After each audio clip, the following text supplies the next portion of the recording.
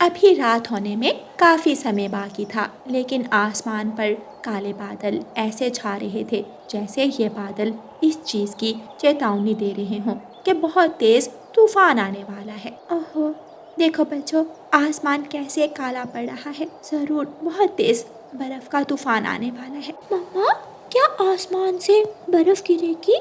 हाँ बेटा, आसमान से बर्फ़ गिरेगी, बिल्कुल वैसे ही जैसे बारिश की बूंदें गिरती हैं। फिर तो वो बहुत अच्छा नज़ारा होगा, है ना मम्मा? हाँ बेटा, नज़ारा तो बहुत अच्छा होगा, लेकिन साथ ही खतरनाक भी। रानू चिड़िया अपने बच्चों को आने वाले बर्फीले तूफान के बारे में बता रही थी। बच्चों, एक बार तूफान शुरू हो गया तो क्या पता कब ख़त्म होगा, फिर अनाज ढूंढना भी मुश्किल हो जाएगा। मुझे अभी जाना होगा। मम्मा, ऐसे ख़राब मौसम में आप ना जाए। कुकू बेटा, आप अपनी बहन का ख्याल रखना, मैं बस थोड़ी देर तक वापस आ जाऊंगी। रानू चिड़िया उस तेज तूफान में घर से निकल जाती है। गौरी कवि अपने घर के बाहर बैठी हुई थी। रानो, इस तूफान में कहाँ जा रही हो? गौरी बहन, मैं अनाज ढूंढने जा रही हूँ, घर में बहुत कम अनाज बचा है। रानो, तुम बहुत लालच करती हो, ऐसे मौसम में कहाँ मिलेगा तुम्हें अनाज? रानू चिड़िया गौरी कवि की बात का जवाब दिए बिना वहाँ से आगे बढ़ जाती है। लेकिन रानू चिड़िया को मालूम नहीं था मौसम इतना खतरनाक हो जाएगा। बर्फबारी शुरू हो जाती है। इतनी जल्दी बर्फबारी शुरू हो गई, मुझे किसी पेड़ के नीचे बैठ जाना चाहिए, थोड़ी देर बाद घर को वापस चलूंगी।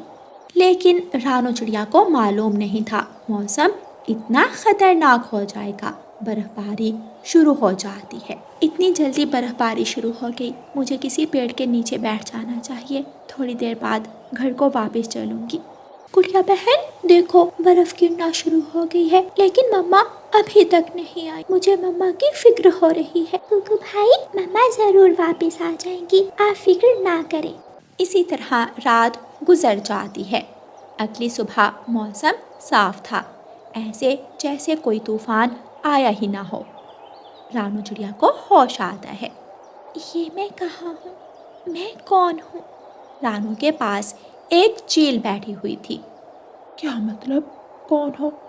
रात भर से तुम्हारे होश में आने का इंतजार कर रही हूँ। चलो अब निकलो यहाँ से। आप कौन है और मैं कहाँ हूँ? मुझे कुछ याद नहीं। उफ, मेरे सर में बहुत दर्द हो रहा है। चील समझ जाती है कि उस चिड़िया की याददाश्त चली गई है। बस करो ये ड्रामे और उठो, घर के सारे काम पड़े हैं। तुम काम करती हो मेरे घर। क्या मैं आपके घर काम करती हूँ? तो और नहीं तो क्या। चलो उठो, अब बहुत से कपड़े पड़े हैं, काम पर लग जाओ। चील बाजी, बहुत सर्दी हो रही है, क्या मुझे गर्म कपड़े मिलेंगे? हाँ जरूर, पहले काम खत्म करो, कपड़े भी मिल जाएंगे। रानू चिड़िया दूसरे जंगल की चील के घर पहुंच चुकी थी। दूसरी तरफ कुकू और गुड़िया ने रो रो कर रात गुजारी थी। कुकू भाई, उठो, देखो ना, सुबह हो गई है, मम्मा अभी तक वापस नहीं आई। हाँ गुड़िया बहन, मम्मा अभी तक क्यों नहीं आई? मेरी मम्मा कहाँ है? मेरी मम्मा। दोनों बहन भाई को अपनी माँ की बहुत याद आ रही थी। दोपहर हो जाती है। बस करो गुड़िया बहन, हमारी मम्मा वापस आ जाएंगी, मैं ख्याल रखूंगा तब तक आपका।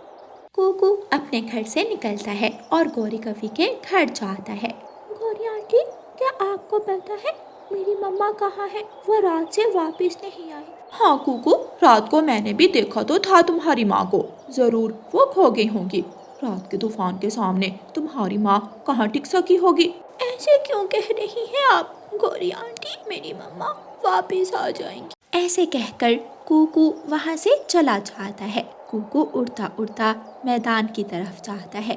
मैदान में उसे गेहूं के दाने दिखाई देते हैं, लेकिन इससे पहले कुकू वहाँ पहुँचता, कालू कौवा गेहूं के दानों तक पहुँच जाता है। कालू अंकल, प्लीज ये गेहूं के दाने मुझे दे दो, मेरी बहन घर पर मेरा इंतजार कर रही है।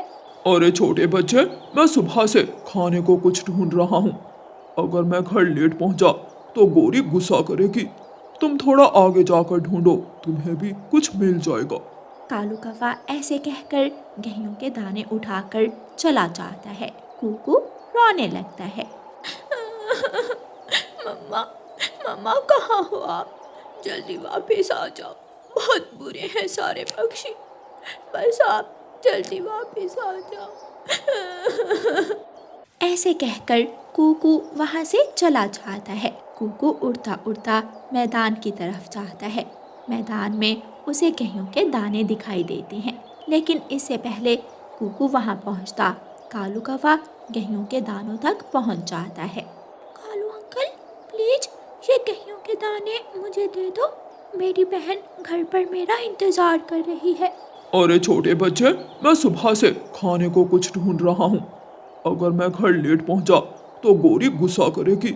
तुम थोड़ा आगे जाकर ढूंढो, तुम्हें भी कुछ मिल जाएगा। कालू कौवा ऐसे कहकर गेहूं के दाने उठाकर चला जाता है। कूकू रोने लगता है। मम्मा, मम्मा कहाँ हो आप? जल्दी वापस आ जाओ। बहुत बुरे हैं सारे पक्षी। बस आप जल्दी वापस आ जाओ। ऐसे ही कुछ महीने गुजर जाते हैं। कूकू और गुड़िया अब बड़े हो जाते हैं। सर्दी के बाद गर्मी और गर्मी के बाद फिर से सर्दी का मौसम आ जाता है। गुड़िया बहन, आज फिर तूफान आने वाला है। आप घर पर ही रहना, मैं भोजन का इंतजाम करने जा रहा हूँ। भाई प्लीज आप मत जाओ। मम्मा भी ऐसी ही एक रात गई थी और कभी वापस नहीं आई। कूकू गुड़िया की ये बात सुनकर रुक जाता है और नहीं जाता। रानू चिड़िया चील के घर काम करती करती बहुत कमज़ोर हो गई थी और वक्त से पहले ही बूढ़ी लग रही थी। उफ, ये ज़िंदगी बहुत मुश्किल है। अब तो मुझसे काम भी नहीं होता। रानू चिड़िया को चील की आवाज़ आती है। चिड़िया, जल्दी करो सफाई, नजर नहीं आ रहा तूफान आने वाला है। रानू चिड़िया सारे काम करके अपने कमरे में आ जाती है। पता नहीं क्यों ऐसे लगता है जैसे कुछ तो कमी है। उफ, एक तो ये खांसी जान नहीं छोड़ती। बाहर बर्फबारी शुरू हो जाती है। जैसे जैसे बर्फबारी तेज होती है, रानू चिड़िया को उस रात का सब याद आने लगता है। कूकू, गुड़िया, मेरे बच्चे कहाँ है? मेरे बच्चे। रानू चिड़िया चील के पास जाती है। चील दी, प्लीज मुझे मेरे जंगल छोड़ाओ। मुझे मेरे बच्चों के पास जाना है। लगता है इस चिड़िया का दिमाग वापस आ गया है। चिड़िया, जाओ यहाँ से, मेरा दिमाग मत खाओ। उस तेज तूफान में रानू चिड़िया चील के घर से निकल जाती है। आज उसे तेज हवाएं भी रोक नहीं पा रही थीं। आखिर चिड़िया अपने घर के सामने पहुंच जाती है। मेरा घर, मेरा घर, मेरे बच्चे। रानू चिड़िया दरवाजे पर दस्तक देती है। कूकू दरवाजा खोलता है। आंटी, आप कौन है और ऐसे मौसम में बाहर क्या कर रही हैं? जल्दी से अंदर आ जाएं। मेरे बच्चे कितने बड़े हो गए। गुड़िया भी तब तक उड़ जाती है। कूकू भाई, ये तो माँ है। मम्मा, आप आ गई वापस। मैं और भैया रोज आपका इंतजार करते थे। आखिर आप आ गई वापस। रानू चिड़िया अपने बच्चों को अपने गले से लगा लेती है। बच्चे इतनी देर बाद अपनी मम्मा से मिलकर बहुत खुश थे। उनके घर में खुशियाँ फिर से लौट आई थीं। प्यारे दोस्तों, इस कहानी को लाइक, अपने दोस्तों के साथ शेयर और चैनल को सब्सक्राइब करना बिल्कुल मत भूलना। आपका धन्यवाद। बाउर से आम बनने तक का सफर चंद दिनों में ही खत्म हो गया था और अब आम के उस बड़े पेड़ पर ढेर सारे आम बन गए थे। दो आम जो पास पास में ही थे, उनमें से एक अभी तक कच्चा था। उसका रंग भी हरा था और साथ वाला आम पककर तैयार था। उसका रंग गहरा जर्द हो गया था और उसकी खुशबू दूर दूर तक फैल चुकी थी। मैं कितना सुंदर आम हूँ, मेरी सुंदरता का मुकाबला कोई नहीं कर पाएगा। ओए कच्चे आम, देखो तो मैं कितना सुंदर दिख रहा हूँ। तुम चिंता ना करो मेरे पड़ोसी, कुछ ही दिनों में मैं भी पक जाऊंगा और मेरा रंग भी तुम्हारे जैसा ही हो जाएगा और मैं आपसे भी ज्यादा सुंदर दिखूंगा। ऐसा नहीं हो सकता, तुम मेरे जैसे सुंदर कभी नहीं बन सकते। पका हुआ आम बहुत घमंडी था। वो हर समय बुरा सोचता था।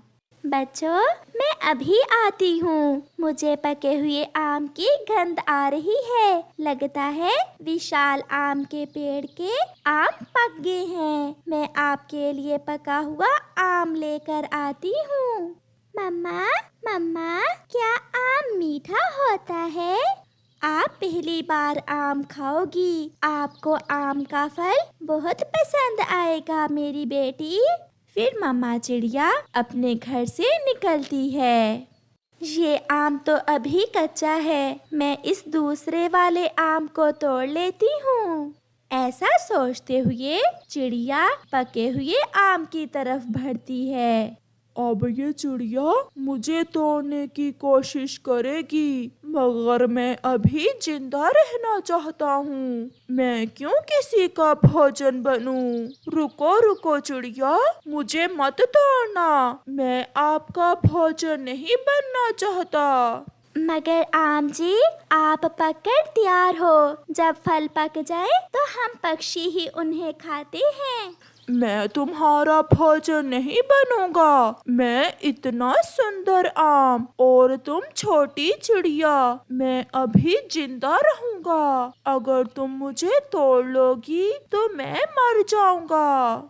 अगर तुम सुंदर हो तो इसमें तुम्हारा कोई कमाल नहीं है। तुम्हारी सुंदरता इस पेड़ के कारण है, और आज तक इस पेड़ ने हमें अपने फल खाने से नहीं मना किया। ये सब साथ वाला कच्चा आम सुन रहा था और वो चिड़िया से कहता है, चिड़िया, ये मेरा पड़ोसी बहुत घमंडी है। आप कुछ दिन इंतजार कर लें, मैं पकने ही वाला हूँ। आप मुझे खा लेना। ठीक है अच्छे आम, मैं आज अपने बच्चों के लिए दाना ले जाती हूँ। फिर चिड़िया वहाँ से चली जाती है, जिसे देखकर पका हुआ आम और भी अकड़ जाता है।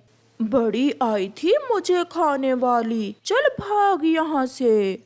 चिड़िया अपने बच्चों के लिए दाना ढूंढती है और घर वापस जाती है। घोंसले में बैठी गुड़िया अपनी मम्मा को दूर से ही आते देख लेती है। मम्मा आ गई, मम्मा आ गई। मगर मम्मा, आपने तो आज मेरे लिए पका हुआ आम लाना था, ये तो दाना है। गुड़िया बेटी, एक ही आम पका था अभी, बाकी के सब तो कच्चे थे। तो मम्मा आप वही आम तोड़ लाती। बेटी, वो आम तो बहुत घमंडी था, उसने मुझे खुद को तोड़ने से मना कर दिया। वो तो बहुत गुस्से वाला आम था। फिर चिड़िया की बेटी दाना ही खा लेती है। कुछ दिन गुजर जाते हैं और कच्चा आम भी पक जाता है। वो भी घमंडी आम की तरह पीला हो जाता है। पक गया, तू भी पक गया।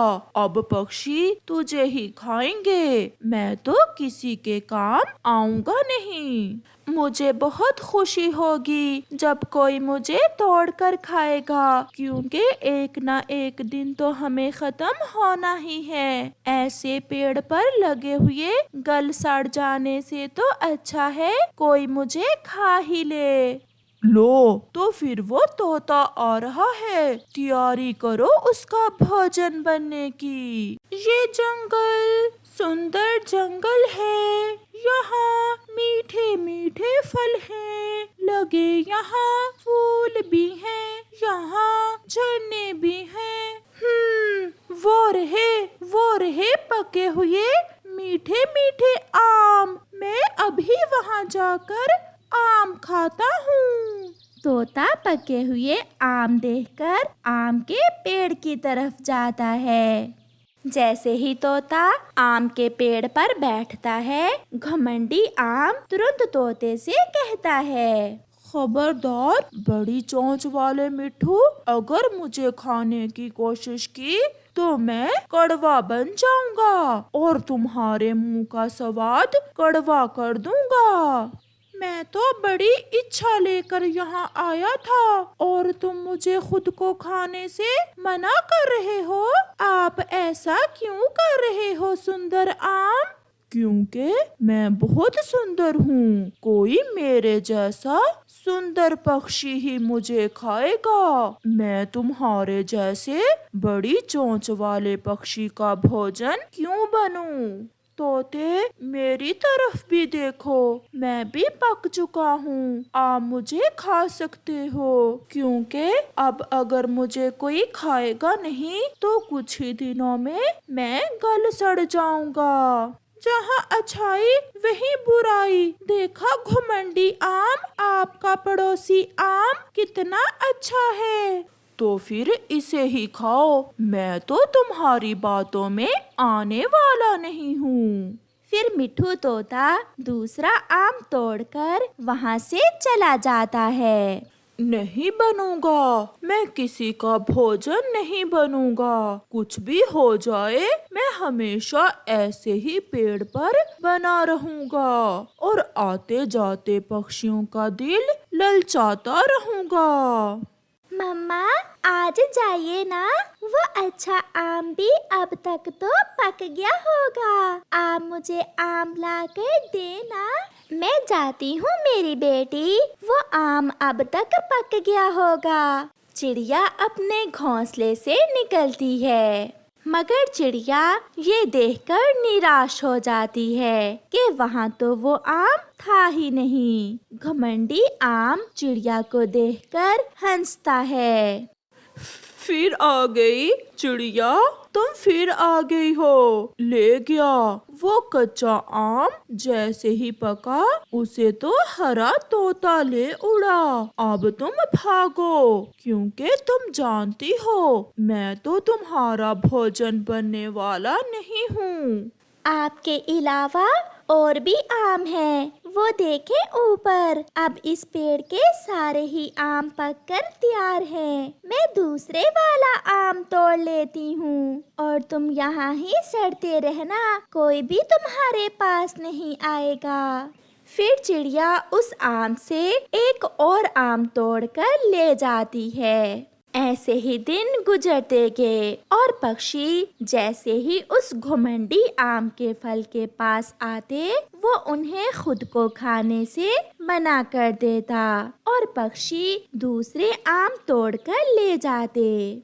आहिस्ता आहिस्ता उस पेड़ से सारे ही आम खत्म हो जाते हैं और रह जाता है वो वही अकेला घुमंडी आम। मगर आज उस आम को बहुत कमजोरी महसूस हो रही थी। उसका रंग भी पहले से हल्का होने लगा था।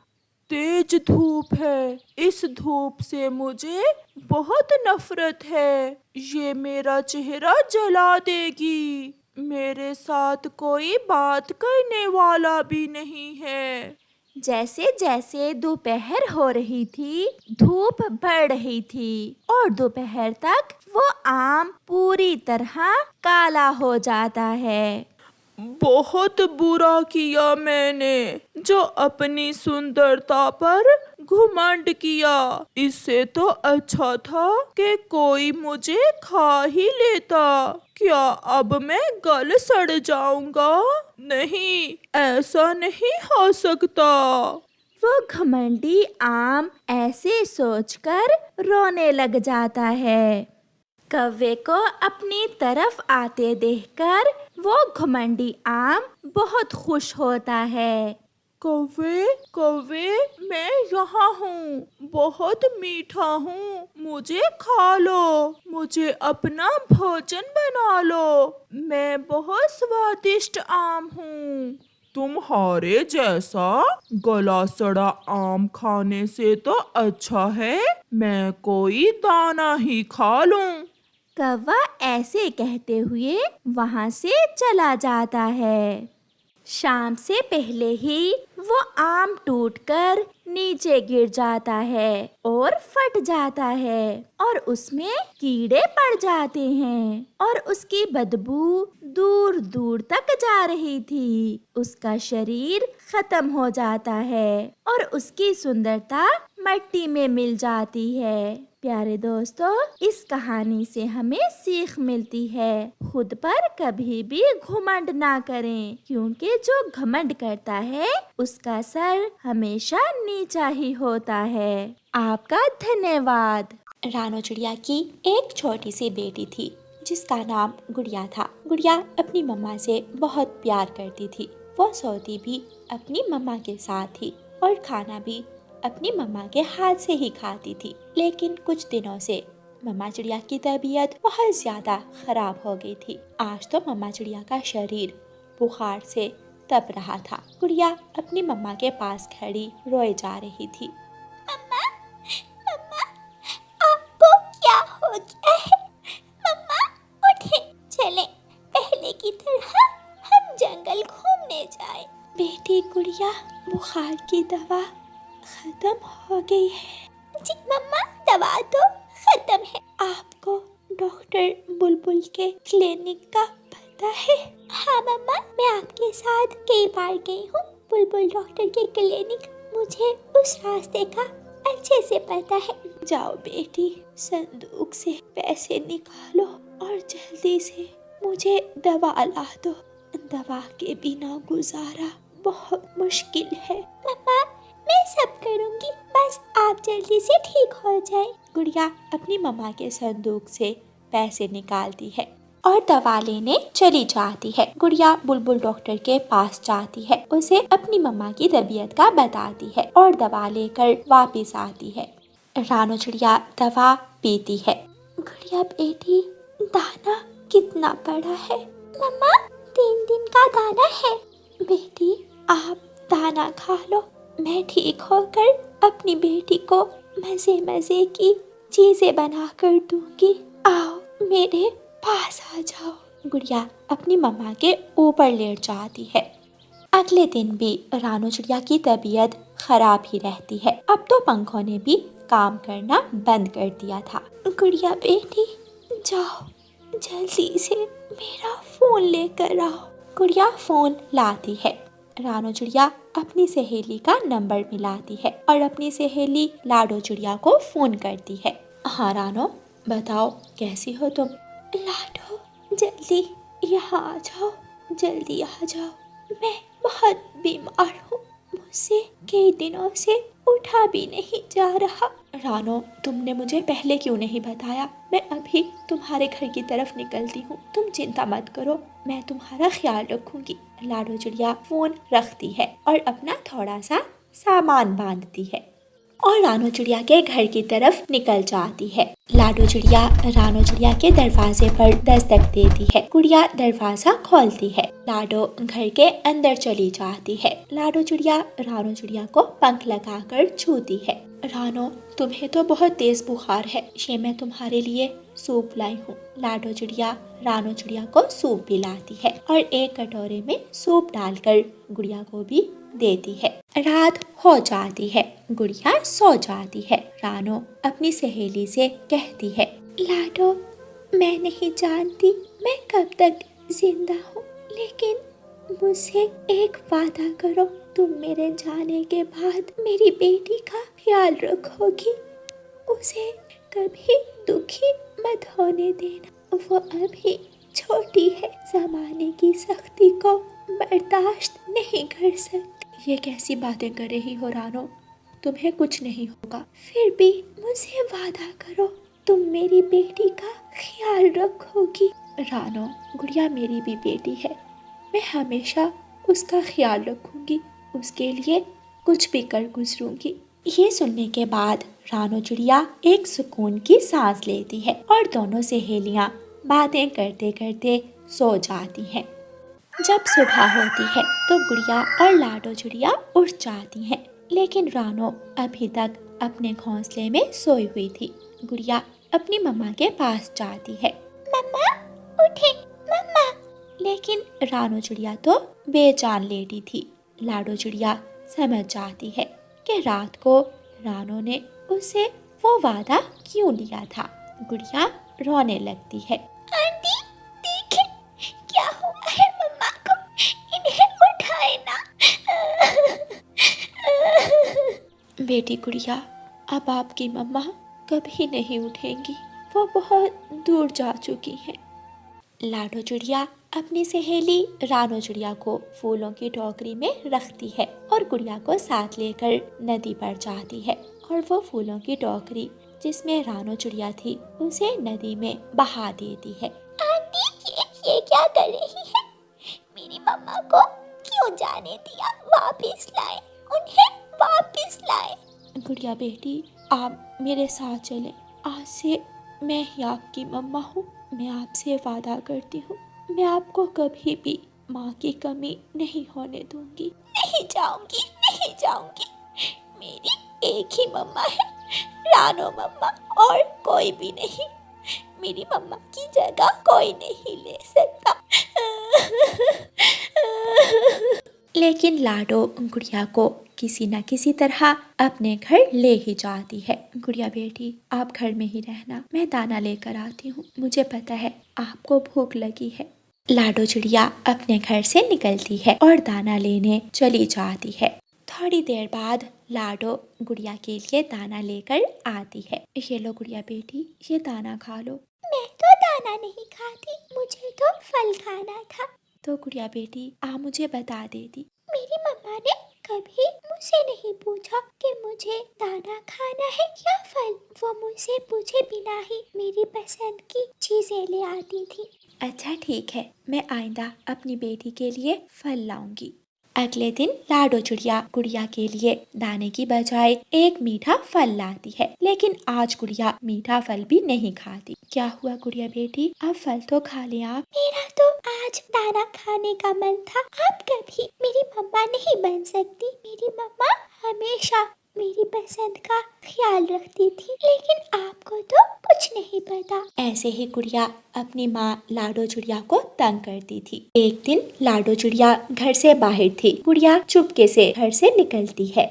वो उड़ते उड़ते वीरान रास्ते की तरफ चल पड़ती है। वहाँ एक डाकू उल्लू की नजर गुड़िया पर जाती है। वो जल्दी से जाकर गुड़िया को पकड़ लेता है। छोटी चिड़िया, तुझे बेच कर तो मैं आज अच्छे पैसे कमाऊंगा। चल मेरे साथ। मुझे छोड़ दो गंदे अंकल, मुझे जाने दो। तुम्हारी इतनी हिम्मत? डाकू उल्लू गुड़िया के मुंह पर एक जोरदार थप्पड़ मारता है और गुड़िया को रस्सी से बांधने ही लगता है कि गुड़िया अपनी चोंच डाकू के पंख पर मारती है और वहां से भागती है। उल्लू भी गुड़िया के पीछे ही भागता है। सामने एक कौवा बैठा था। गुड़िया जल्दी से उस कौवे के पास जाती है। अंकल, अंकल, मुझे बचा ले। वो डाकू मुझे पकड़ कर ले जाएगा। क्या कहा तुमने? डाकू तुम्हारे पीछे पड़ा है? अंकल, मुझे बचा ले। मुझे पागल समझ रखा है? तुम्हें बचाते बचाते मैं अपनी जान गंवा दूं। कालू कौवा वहां से उड़ जाता है। गुड़िया फिर से उड़ती है। थोड़ी दूर कबूतर बैठा था। अंकल, अंकल, मेरे पीछे एक डाकू है, मुझे बचा ले। डाकू तो जिसके पीछे पड़ जाए वो तो उसकी जान नहीं छोड़ता। मुझे माफ करना चिड़िया, मैं तुम्हारी मदद नहीं कर सकता। कबूतर भी जल्दी से वहां से चला जाता है। थोड़ा आगे तोता बैठा था, लेकिन वो भी गुड़िया की मदद नहीं करता। डाकू उल्लू गुड़िया को पकड़ लेता है और उसे रस्सी से बांध लेता है। बचाओ, बचाओ, कोई तो मुझे बचाओ। डाकू उल्लू जैसे ही गुड़िया को अपने साथ ले जाने लगता है, लाडो चिड़िया एक बड़ी सी लाठी लेकर आती है और उस डाकू को मारती है। डाकू भी लाडो चिड़िया से लड़ने लगता है। गंदे डाकू, तेरी इतनी हिम्मत, तू मेरी बेटी को हाथ लगाए, तुझे तो मैं छोड़ूंगी नहीं। दोनों की खूब लड़ाई होती है। लाडो चिड़िया लड़ाई के दौरान बहुत ज्यादा घायल हो जाती है, लेकिन फिर भी वो बहादुरी से लड़ती है।